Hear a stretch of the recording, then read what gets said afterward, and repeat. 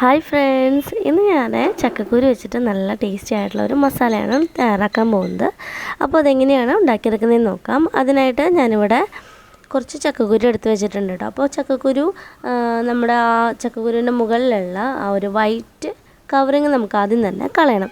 പിന്നെ ആദ്യമൊന്നും നമ്മൾ ചക്കക്കുരുവിൻ്റെ ഉള്ളിലുള്ള ആ ഒരു ബ്രൗൺ കളർ ഇട്ടിട്ട് കറി വയ്ക്കാറില്ല. കാരണം അത് ചുരണ്ടി കളഞ്ഞിട്ടൊക്കെയാണ് നമ്മൾ കറി വയ്ക്കാൻ എടുക്കാറ്. പക്ഷേ പിന്നെയുള്ള സ്റ്റഡീസിലും പിന്നീട് ഉണ്ടായ പല സ്റ്റഡീസിലും പറയുന്നത് ആ ഒരു ബ്രൗൺ കളറുള്ള ഭാഗം കളയേണ്ട ആവശ്യമില്ല, അത് കഴിക്കുന്നത് കൂടുതൽ നല്ലതാണ് എന്നാണ് പറയുന്നത്. അപ്പോൾ എങ്ങനെയാണെങ്കിലും നിങ്ങളുടെ ഇഷ്ടത്തിനനുസരിച്ചിട്ട് അത് ഇതുപോലെ ഇങ്ങനെ ചുരണ്ടി കളഞ്ഞിട്ട് ഉപ്പേരിയോ അല്ലെങ്കിൽ കറിയോ വെക്കാം. അല്ലാന്നുണ്ടെങ്കിൽ നമുക്കത് ചുരണ്ടി കളയാതെയും കറി വയ്ക്കാവുന്നതാണ് കേട്ടോ. അപ്പോൾ എന്തായാലും ആ വൈറ്റ് പോർഷൻ നമുക്കത് കളഞ്ഞെടുക്കണം. അപ്പോൾ അത് എളുപ്പമാണ്, വളരെ പെട്ടെന്ന് തന്നെ നമുക്കത് അടർത്തിയെടുക്കാനായിട്ട് പറ്റും. പിന്നെ ചക്കക്കുരു നമ്മൾ ഫ്രഷ് ആയിട്ട് എടുക്കുന്നതിനേക്കാളും 1-2 ആഴ്ച കഴിഞ്ഞിട്ട് എടുക്കുന്നതാണ്. നമ്മൾ ചക്കക്കുരു എടുത്ത് വെച്ചിട്ട് ഒരു 2 ആഴ്ചയൊക്കെ കഴിഞ്ഞിട്ട് എടുക്കുമ്പോൾ കൂടുതൽ ടേസ്റ്റിയാണ് കേട്ടോ ആ ചക്കക്കുരു വെച്ചിട്ട് കറി ഉണ്ടാക്കുന്നത്. അപ്പോൾ ഞാൻ ചക്കക്കുരുവിൻ്റെ ആ വൈറ്റ് കവറിങ് കളഞ്ഞു. അത് കഴിഞ്ഞിട്ട് അത് ഇതുപോലെ ഇങ്ങനെ ഒരു 6 പീസാക്കിയിട്ട് കട്ട് ചെയ്തെടുക്കുകയാണ്. ഇനി നമുക്ക് കട്ട് ചെയ്ത് വെച്ചിട്ടുള്ള ചക്കക്കുരു മുഴുവനായിട്ടും നന്നായിട്ടൊന്ന് കഴുകിയെടുക്കണം. അത് നല്ലതുപോലെ കഴുകി വെള്ളം വാർത്തതിന് ശേഷം നമുക്കത് ഒരു കുക്കറിലേക്ക് ഇട്ട് കൊടുക്കാം. അപ്പോൾ നമ്മൾ കട്ട് ചെയ്ത് കഴുകി വെച്ചിട്ടുള്ള ചക്കക്കുരു മുഴുവനായിട്ടും വെള്ളം വാർത്തിട്ട് കുക്കറിലേക്ക് ഇട്ട് കൊടുത്തിട്ടുണ്ട്. ഇനി അതിലേക്ക് നമുക്ക് ആവശ്യത്തിനുള്ള ഉപ്പും ഒരു 1/4 teaspoon garam masala powder, 1/4 teaspoon മഞ്ഞൾപ്പൊടി ഇത്രയും ചേർത്ത് കൊടുത്തിട്ട് ഒരു പച്ചമുളക് നടുകെ കീറിയതും കൂടി ചേർത്ത് കൈവച്ച് നന്നായി ഒന്ന് കൂട്ടി തിരുമ്മിയിട്ട് ആ ചക്കക്കുരുവിൻ്റെ ഒപ്പം നിൽക്കുന്ന വിധത്തിൽ വെള്ളം ഒഴിച്ചു കൊടുക്കാം. നമ്മൾ ഒത്തിരി വെള്ളം കൂടുതൽ ഒഴിച്ചു കൊടുക്കരുത് കേട്ടോ. കാരണം നമ്മൾ ഒത്തിരി വലിയ പീസുകളായിട്ടല്ല, കുറച്ച് കനം കുറച്ചിട്ടാണ്, എന്നാൽ ഒത്തിരി കനം കുറച്ചിട്ടല്ല, ആ ഒരു രീതിയിലാണ് ചക്കക്കുരു കട്ട് ചെയ്ത് വെച്ചിട്ടുള്ളത്.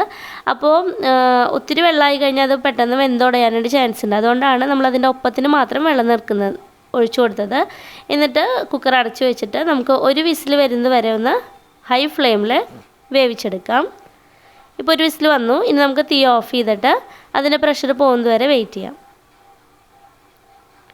ഇപ്പോൾ പ്രഷറൊക്കെ പോയിട്ടുണ്ട് കേട്ടോ കുക്കറിൻ്റെ. ഇനി നമുക്ക് മൂടി ഓപ്പൺ ചെയ്ത് നോക്കാം. അപ്പോൾ നമ്മൾ ഒത്തിരി വെള്ളം വയ്ക്കാത്തത് കൊണ്ട് തന്നെ ഒത്തിരി ചാറൊന്നുമില്ല, എന്നാൽ നമ്മുടെ ചക്കക്കുരൊക്കെ അത്യാവശ്യം നന്നായിട്ട് വെന്ത് വന്നിട്ടുണ്ട് കേട്ടോ. വെന്ത് ഉടഞ്ഞു പോയിട്ടൊന്നുമില്ല, നല്ല പാകത്തിനുള്ള വേവായിട്ടാണ് നമുക്ക് കിട്ടിയിട്ടുള്ളത്. അപ്പോൾ ഈ ഒരു വേവാണ് വേണ്ടത്. ഇനിയിപ്പോൾ നിങ്ങൾക്ക് നന്നായി വെന്ത് ഉടഞ്ഞിട്ട് വേണമെന്നുണ്ടെങ്കിൽ ഒരു വിസിലും കൂടി അടിച്ചെടുത്താൽ മതി. അപ്പോൾ നന്നായിട്ട് വെന്ത് ഉടഞ്ഞിട്ടായിട്ട് നമുക്ക് കിട്ടും. അപ്പോൾ ഇത് അത്യാവശ്യം കണ്ടില്ലേ, നല്ലതുപോലെ വെന്തിട്ടാണ് ഇരിക്കുന്നത്. ഇനി നമ്മളിത് കാച്ചും കൂടി ചെയ്യുമ്പോൾ ഒന്നും കൂടി ഈ ഒരു വേവിനേക്കാളും അല്പം കൂടി വേവ് വരും കേട്ടോ നമ്മുടെ ചക്കക്കുരുവിന്. അപ്പോൾ അതിന് വേണ്ടിയിട്ട് ഒരു പാന് ചൂടാക്കി അതിലേക്ക് വെളിച്ചെണ്ണ ഒഴിച്ചു കൊടുക്കാം.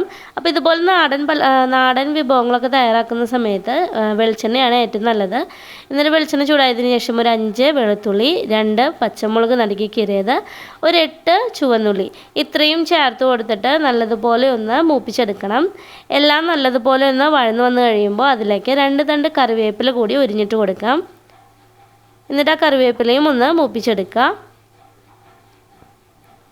മീഡിയം ഫ്ലെയിമിലിട്ടിട്ട് വേണം നമ്മളിത് മൂപ്പിച്ചെടുക്കാനായിട്ട്. അങ്ങനെ എല്ലാം നന്നായിട്ട് മൂത്ത് വന്ന് കഴിയുമ്പോൾ നമുക്ക് തീ ലോ ഫ്ലെയിമിലേക്ക് മാറ്റി നമ്മുടെ ഉള്ളിയുടെ കളറൊക്കെ ഒന്ന് ചേഞ്ച് ആയിട്ട് ഒന്ന് വറുത്ത പോലെ വരുന്ന സമയത്ത് തീ ലോ ഫ്ലെയിമിലേക്ക് മാറ്റിയിട്ട് അതിലേക്ക് ഒരു 1/4 ടീസ്പൂൺ മഞ്ഞൾപ്പൊടിയും അതുപോലെ ഒരു 1/2 ടീസ്പൂൺ ഗരം മസാല പൗഡറും 2 ടേബിൾ സ്പൂൺ കുത്തിപ്പൊടിച്ച മുളക്, നമ്മൾ ചില്ലി ഫ്ലേക്സ് ഉണ്ടല്ലോ, അതുകൂടി ചേർത്ത് കൊടുത്തിട്ട് ലോ ഫ്ലെയിമിൽ വളരെ തീ കുറച്ച് വെച്ചിട്ട് വേണം ഇതൊക്കെ മൂപ്പിച്ചെടുക്കാനായിട്ട് പൊടികൾ. ഇല്ലാന്നുണ്ടെങ്കിൽ അതൊക്കെ പെട്ടെന്ന് കരിഞ്ഞ ഒരു ടേസ്റ്റ് വരും. അപ്പോൾ നമ്മൾ പൊടികളെല്ലാം നന്നായിട്ട് മൂപ്പിച്ചെടുത്തിട്ടുണ്ട്. ഇനി ഇതിലോട്ട് നമ്മൾ ആദ്യം വേവിച്ച് മാറ്റി വെച്ചിട്ടുള്ള ചക്കക്കുരു മുഴുവനായിട്ടും ചേർത്ത് കൊടുക്കാം. അപ്പോൾ അതിലത്തെ ആ വെള്ളവും എല്ലാം ഞാൻ ചേർത്ത് കൊടുക്കുന്നുണ്ട്.